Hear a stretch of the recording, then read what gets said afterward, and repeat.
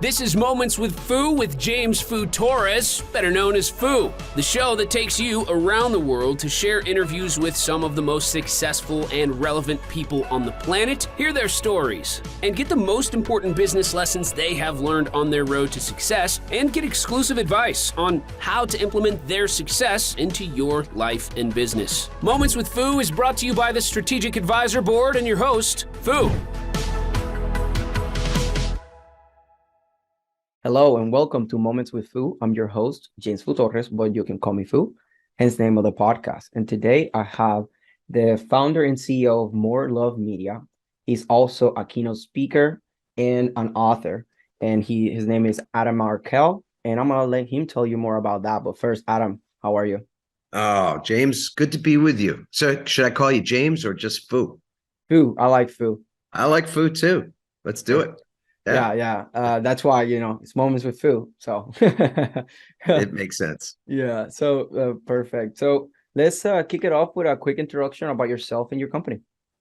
Well, I think you kind of stated it. I'm a co-founder and CEO of an organization that is involved in helping companies develop greater resilience within their organization. So we are in many ways a corporate well-being company. I do a lot of keynote speaking and training workshops, and we have a facilitation team of people like me who are equally committed to helping individuals and their teams become more resilient. Obviously, in a world where words or terms like great resignation and quietly quitting and great attrition and things like that are more and more prevalent, I think it's obvious that people need support, and that's where our company is bridging that gap.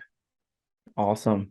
And giving all this things, that for everything is based on resilience.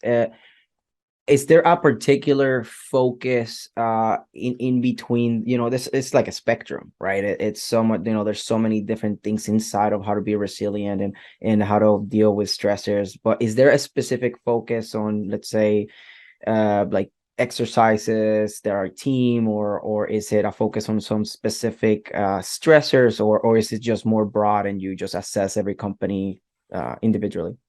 That's a great question. I'm going to try to hit the last thing you said first. So first of all, it's not broad, it's very specific, but we do assess each organization, each company, and each team by using a proprietary tool that we created some years ago called a Resilient Leader Assessment. It takes 3 minutes, it's 16 questions. I think that's why we've had a great deal of success with it, because it really is very, very fast to reveal significant information about how resilient a person is in 4 specific zones. So our way, and in a moment I'll back into how we define resilience, but this assessment tool is meant to establish a score in 4 areas: mental, emotional, physical, and spiritual resilience. And collectively, the aggregate of that will tell us a lot about how resilient an individual and a team or an organization actually is.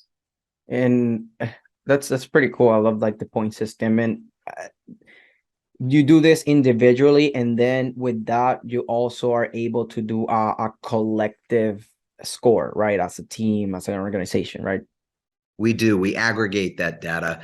And right now our assessments have covered almost every industry you can think of: public, private, for-profit, not-for-profit, hundreds of organizations. And I think we're somewhere between 5,000 and 6,000 assessments at this point. So the data set has gotten quite large. And what's great about that is that we can actually compare how individuals in certain types of companies, certain specific industries, and even geographies are doing relative to one another, which is actually pretty cool. That is pretty cool. I mean, data is power, right? When you have data, you can take educated decisions, and everybody wants data so they can take the right decisions, right? That's why AWS and IBM, all these different things that are just like storing a lot of data, right? They are in power, right? Like Facebook, when they were just collecting all that, like, oh my God, they can predict what I'm gonna think almost, because they have so much data. Now, just curious if you can share this on like a high level. what are you seeing as the biggest stressors for people, and also maybe like the industry that is just getting hit the most, right, with the stressors given the economy and the things that are happening? Right. So the greatest stressors are actually fairly common across industries. That's what our research has shown us. So people are exhausted. They are primarily exhausted in the mental area, but where they are most neglected, most neglectful, is on the physical side. So routinely, when we do these assessments, the thing that lights up red more than anything else are things related to a person's habits around their sleep, around their eating, around their exercising, and around their time away from technology. Their time that basically is for recovery. And when it comes to resilience, so often it is that we start with a definition, and for most people, their definition is individualized. It's based on their own experience, but the common denominator, if you will, is that they feel that resilience is about bouncing back. It's about being able to survive, or about being able to take life's punches, or whatever the business disruption challenges are, that they can simply weather those kinds of storms. And that's actually the problem. So across all the data sets, that's one of the common through lines that we find. And what we've now been able to establish through our research, and having done this work for many, many years, and having actually written a book more recently, a best-selling book with McGraw-Hill called Change Proof, which is all about leveraging the power of uncertainty and adversity to build long-term growth. What we find is that resilience is actually not about bouncing back. It's about bouncing back stronger, which is an important distinction. In other words, it's about bouncing forward. It's not about how we endure, but it's about how we restore. So resilience, the definition of resilience for many people has to change. That's part of what we bring to the table, is that we introduce that there's a new paradigm, a new language around resilience that is going to meet the moment that we're in right now, which is a period of constant, never-ending change and disruption, and a period where that change and disruption is only likely to accelerate. And in that period, this is not about grit. It's not about tenacity. It's not about how you somehow outrun these things, because you're never going to outrun them. And there's no way to continue to run and never stop. Like, it's, the marathon that never ends. It's the week that has no end. There's no weekend for so many people. And that model of just, I'm going to be tenacious and gritty and grind, that model is falling apart. That's why what we see are people that are exhausted, that are depleted, people that are losing their patience, people who've got anxiety levels that they've never experienced before, depression at levels that have never been measured this high across the globe, even not just across North America, but everywhere, really. So those are the symptoms from this old paradigm where we think we're supposed to just grind and grind and grind, and the winner is the one who can grind the longest and the most successfully.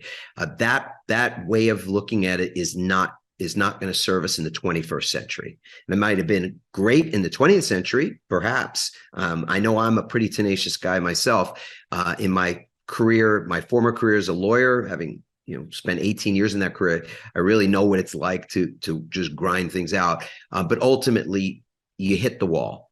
And what I would say we're living through right now is a period collectively where people are hitting the wall simultaneously across every industry. But the answer to your first question is that in the medical space, among doctors and nurses and people that support the medical industry, that's the greatest level of burnout. We're finding that there is tremendous burnout in the education space, and people that are in that area are past the point of exhaustion. And what we see are fewer people that are going into that industry, fewer people that are enrolling in those kinds of curriculums for college or for grad school. And ultimately, it's because what we see in those industries are people that are really out of, I wouldn't say out of balance, because we don't believe in balance, but they're not in harmony. And that's a tremendous issue in a world that needs people in education, needs people in the medical space. Engineers, lawyers, accountants are also among the most highly stressed and highly exhausted. But we see it in manufacturing, we see it in hospitality, we see it just across the board, honestly. Yeah, I mean, it's the times. I mean, COVID, obviously, pandemic, medical people, they got, destroyed. They're still getting hit. I mean, people still getting COVID. I mean, it's still happening. That's without counting all the other types of things. And obviously, the health system here is not that great, right? So that's another thing. Then the underpaying a lot of educators, especially. I mean, they are literally building the future of of the world, and they don't get compensated, and they don't get treated as they are essential and something big, and that's why the system is so bad. And now school system is something that I don't even know. Like I wouldn't.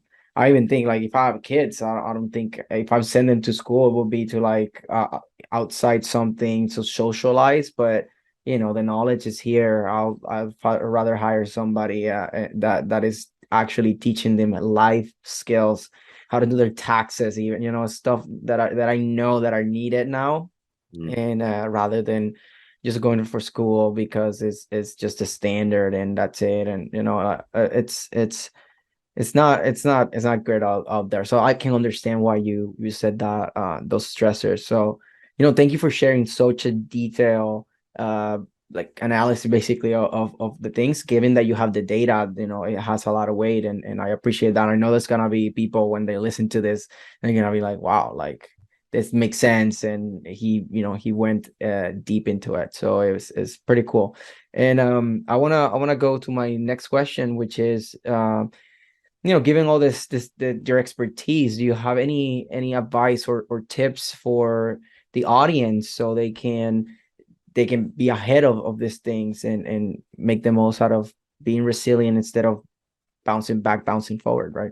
I love it, Foo. Well, two things. So first of all, get a snapshot in time of how resilient you are mentally, emotionally, physically, spiritually. And you can do that by going to rankmyresilience.com. There's nothing to sale. So for sale, it's completely complimentary. It takes 3 minutes. That's the best part. Rankmyresilience.com. You get a baseline score. So that's first. Second, I will say that the most significant thing that I'm able to share with people that works is to create a toggle process for yourself throughout the day. So what is a toggle? I'm going to get really, to the heart of it quickly. It's like a light switch. And I learned this when I was 19 years old, when I was working as a lifeguard at a beach, and we had lost someone. It was a tragic day, and we had to make some changes after that day to continue to do our jobs and do our jobs well. And I ended up being a lifeguard at that same beach for 7 additional summers for a while I was a middle school English teacher, and then I went to law school, and I had time to be able to work in the summer as a lifeguard. So I learned this toggle method. We didn't call it that back then, but that's what I call it today. And it's like a light switch. So you toggle back and forth between your energy zone, your focused energy, in other words, and your rest and recovery zone, your focused rest. And when you effectively toggle back and forth like a light switch between those two states, your focus and energy and your rest and recovery, and you do that in a certain particular, well, there's lots of ways to do it. I'll share a couple of those now, but you toggle back and forth throughout the day. What that ends up doing is it's constantly recharging your battery. So you have ready energy. You don't feel depleted to the degree that you might currently do. It increases longevity and productivity. So it's a productivity hack. It's a way to not end up in that depleted state, or that state where you feel more anxiety, you feel more depressed, or you feel as though you can't do the things in your life that you really want to do, or that you lack enthusiasm or engagement for the things that you're already committed to doing. So it's a solution to those things. And the toggle, that light switch back and forth between on and off, exists in those 4 areas: mentally, emotionally, physically, and spiritually. And so you craft, you create, you curate even rituals each day that allow you to recharge in one or more of those 4 resilience zones. And there's an infinite list of things that you can do for recharging purposes. So people are always asking me when I'm doing a keynote presentation or I'm doing a workshop to dig into those things in more detail. But I'll give you an example. I'm going to hold something up. So this is something called a cranial cradle. I don't have any interest. I'm not an owner in the company. I'm not promoting it. I'll just say it's a product that I actually use. And often I talk about the things that I actually use. So it's like a little rubber pillow, and it sits behind your neck. And I can use it when I'm sitting in my chair right now. I can put it in the small of my back, but where it's most effective is lying flat on the ground with this little pillow supporting my neck. And for 5 minutes with my eyes closed, just lying on the ground with this little support, which has some places that it's sort of pressing in from a pressure point standpoint, right at the base of my neck. 5 minutes in that position with my eyes closed is about as much as I need to get the same sort of lift as though I've had a good cup of coffee or a piece of chocolate or something else that would normally give me that little spike in my energy. And I can get that spike in my energy doing that without the fall off that comes when I love coffee, but by 2 o'clock in the afternoon, if I'm drinking coffee, not only am I not going to sleep as well at night, but I'm going to soon get to the place where I'm more agitated. My heart is racing. I'm not really a good person. When I was a lawyer, I used to have coffee 2, 3 o'clock in the afternoon just so I could be be that much more angry and when to deal with my adversaries in the afternoon. But it was really poor. It was really bad on my personality. It was bad for my relationships with my family. It was terrible for my sleep. And ultimately doing that for a period of years landed me in the hospital with what I felt like and thought was a heart attack that turned out to just be a panic attack, an anxiety attack, which scared the daylights out of my wife and me. But now I don't do that because I have these toggle methods that sometimes last. I have methods that are 30 seconds, 60 seconds long that involve breathing techniques. I have other ones that are in the sweet spot. The sweet spot is typically 10 to 30 minutes, which include things like walking for 20 minutes or walking after any meal that you eat. You walk for a period of time and you do like right after or like right after. Zone 2 cardio walking, which is just basically walking, but not breathing through your mouth, strictly breathing through your nose. 20 minutes of walking in that fashion after you eat is an amazing way to not only oxidize, to get the benefits out of what you ate, but also to metabolize it so that you're not feeling so you sluggish. don't have to do I've been told that after eating you're supposed to let your food settle, right? Yeah. Is that not a thing? It's no, not in my experience, and not in the experience of the folks that we listen to, because we research, but we also are looking at other information that makes sense to us. So yeah, I was a lifeguard. I don't necessarily suggest that you go swimming if you're not a good swimmer. If you're a good swimmer, I used to swim after I ate. I still swim after I eat. I have no problem with that. I did it when I was a kid. I'm from Puerto Rico, so I'm from an island, I'm always in the water. I love the water. Yeah. So I did it. It's about cramps, and people don't think, if you get a cramp when you're swimming, it could scare some, it could lead to a bit of a panic in the water.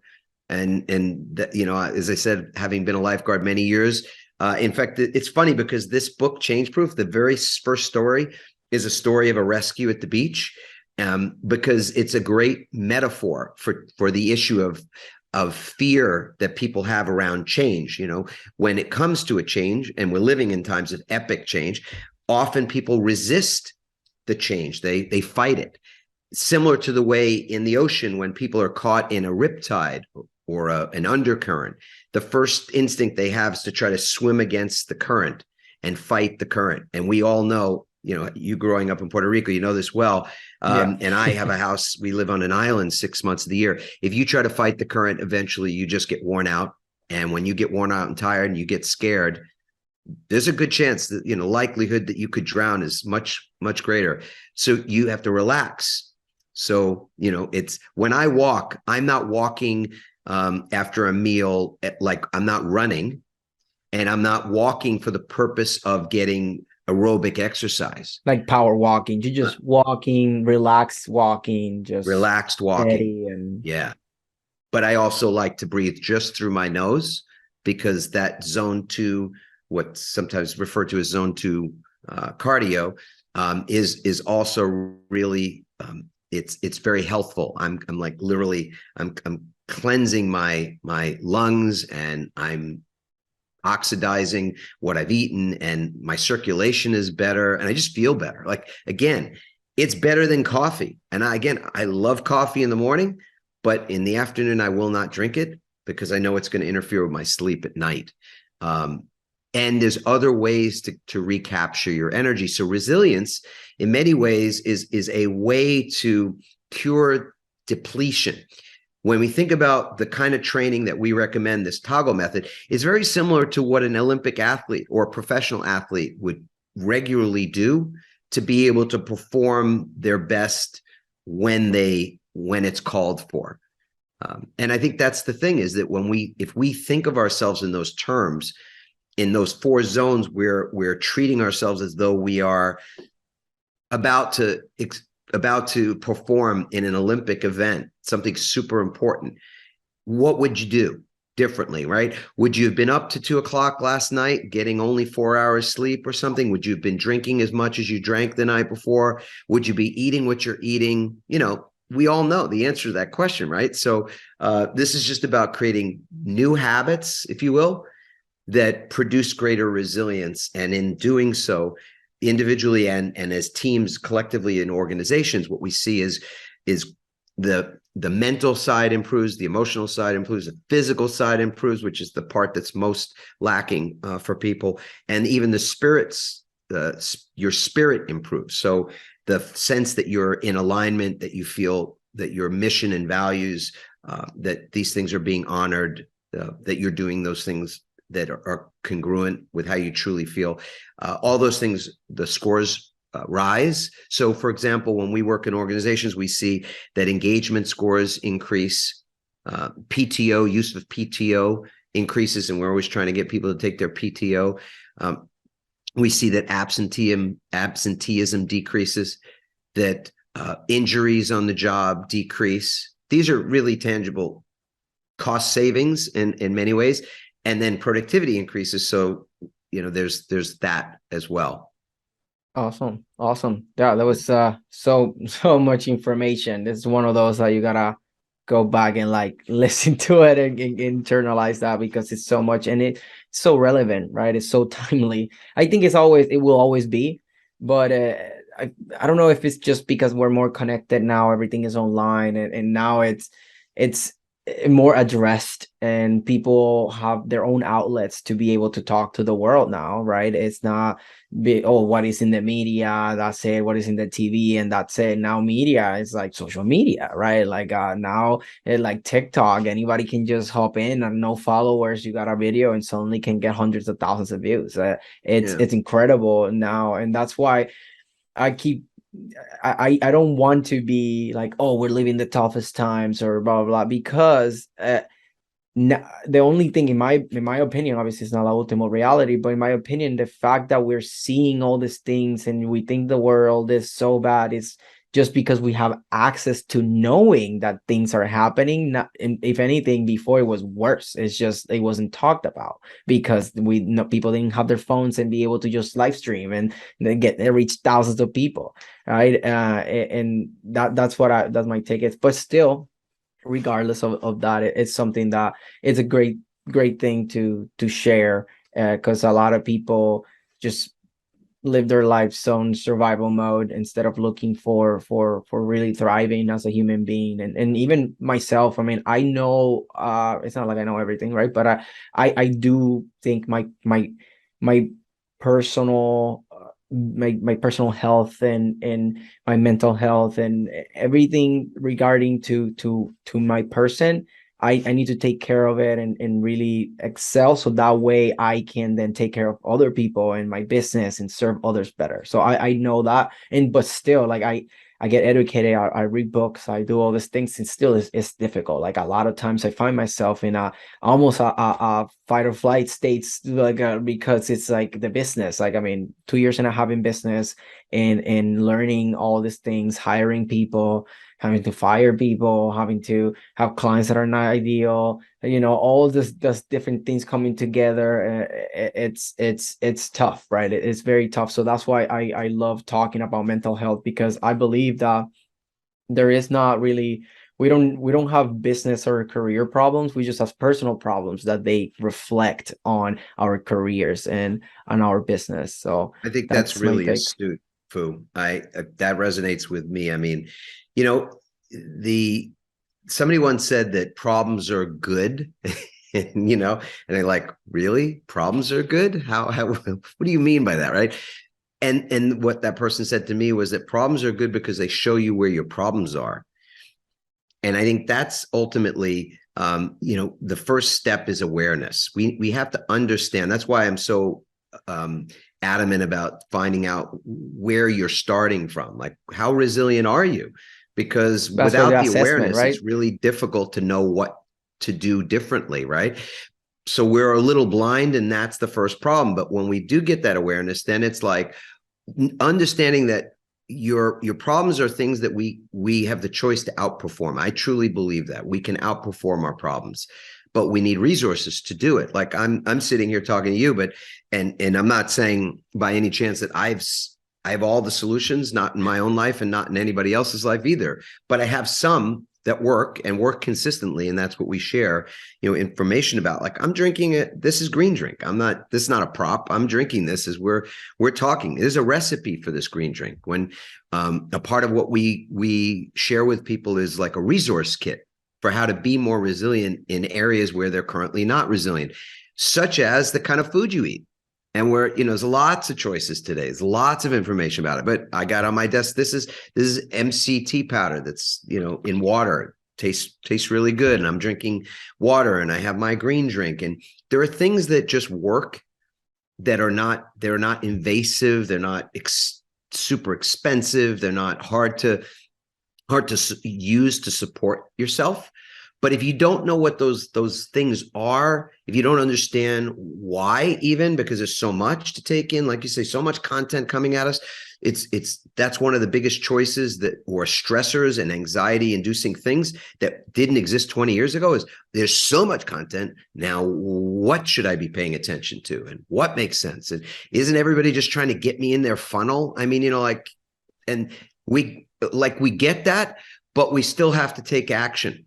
And that's the difference maker, is that you don't end up in analysis paralysis, or you just are sort of have your blinders on to the fact that you got to take care of your body, you got to take care of your mind, you got to take care of your heart and your soul as well. So, at the risk of it sounding self-serving, I feel like we provide a lot of details of those things in this book, Change Proof. If people want to take that resilience assessment, feel free to do so. It's free. As I said, there's a resource kit that you can get access to that just has all these different options for the toggle, the on and the offs, and everything from 30 seconds to 30 minutes, which is a sweet spot for us. If you can just, and so the question to me often is asked is, well, how much do you do that?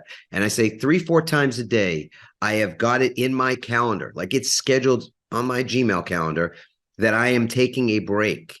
The research is clear that if we have breaks of 5 to 10 minutes between our Zoom meetings or whatever meetings we've got, that our brains are cool. The color, like literally physically shows up in the CT scans as blue.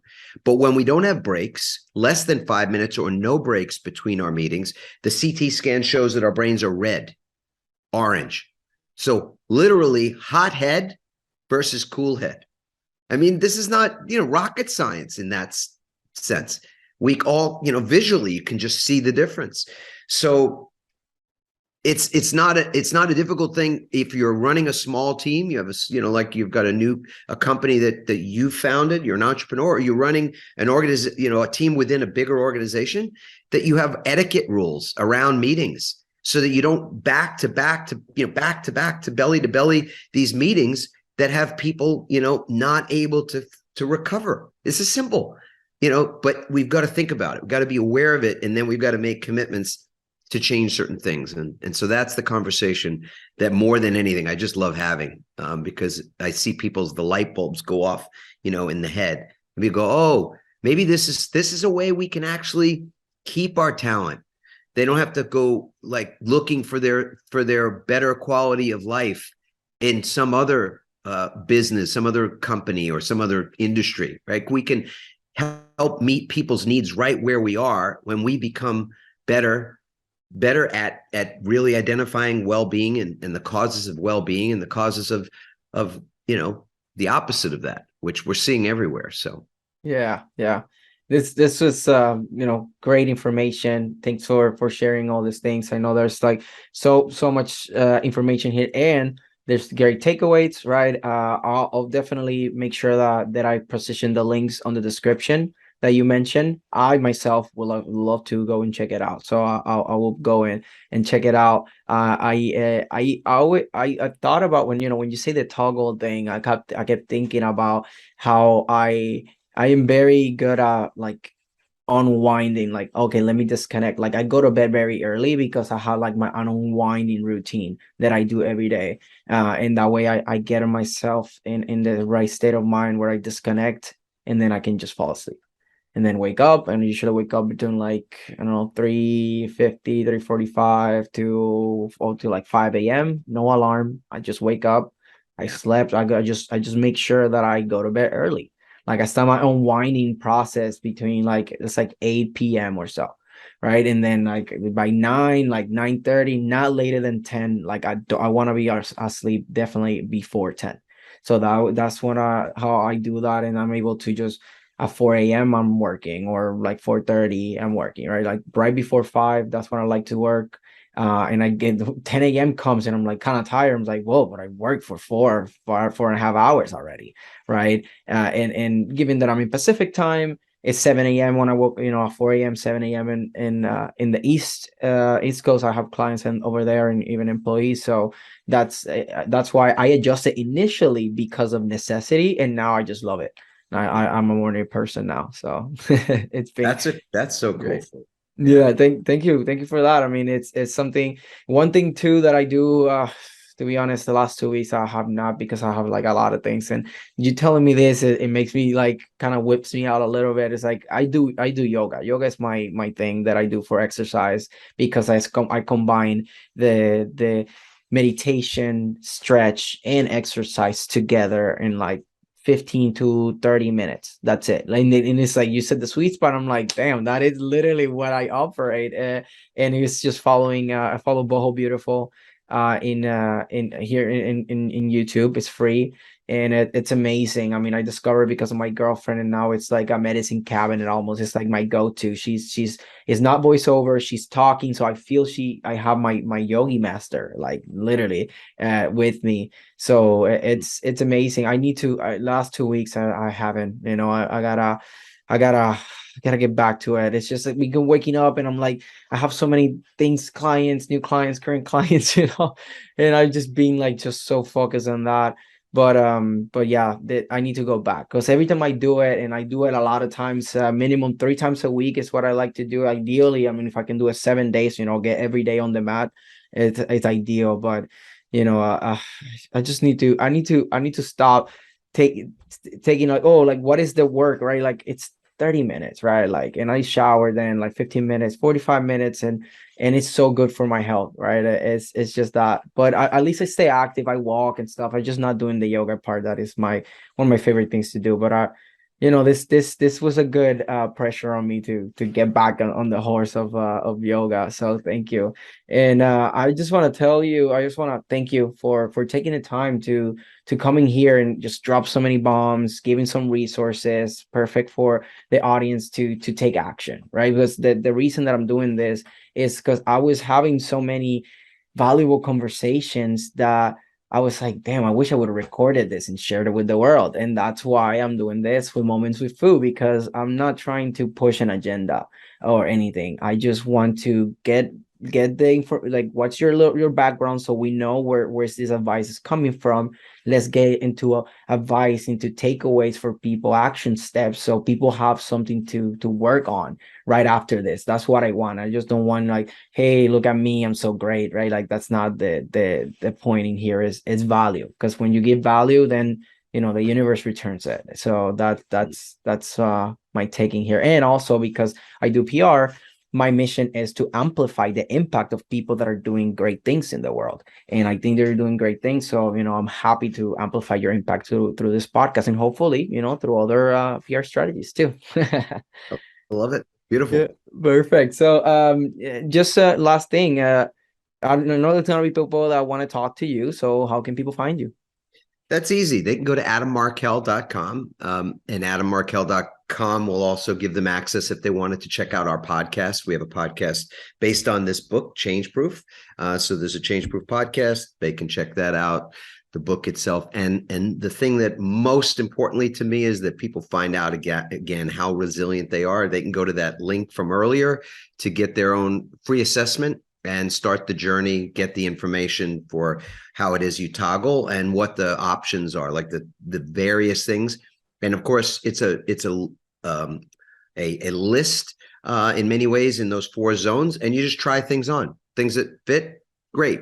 You want a green drink recipe that's worked, for others, you try it. If it works for you, great. You keep doing it. If it doesn't, you stop. You pick up something else. But the concept you keep. And then that's what you were talking about. So, and I'm a big fan of yoga as well. So yoga is something I every day that I do yoga, any day that I do yoga is a better day for sure. That's exactly my point. And sometimes I feel I have this battle between I want to do yoga because I know it's good for me. And then it's like, oh, I'm going to do it later. And then like time goes by, then I eat. Oh, I already ate. Right. And then keep procrastinating like that. But then every time that I do it, I'm like, why do I not do this every day? So because every time that I do it, I'm like, feel it's a better day. Like you said, it's just a better day, period, in every way. And I'll start like getting doing some yoga again because I need to. But thanks again for doing this. This was amazing. I'll make sure that I get the links from you. So I include that, and then hopefully some people get some great value from it. So thank you for this. Wonderful. So thank you for having me as a guest on the show. Yeah, it was my pleasure. And so yeah, like this was one last thing that I want to say is one thing that I like saying a lot, especially after like impactful podcasts like this, is you don't get what you want, you get what you believe. And you got to believe that you deserve better. And that's why you should take care of your mind, your body, and your soul. So that is the last thing that I want to leave the audience with. And this was Adam Markel and James Foo Torres. And this is us signing off. Thanks for listening to Moments with Foo with your host, Foo. Please leave your feedback and visit strategicadvisorboard.com to get the latest and greatest business advisement on the planet. Follow us on social media for updates, and we will see you on the next episode.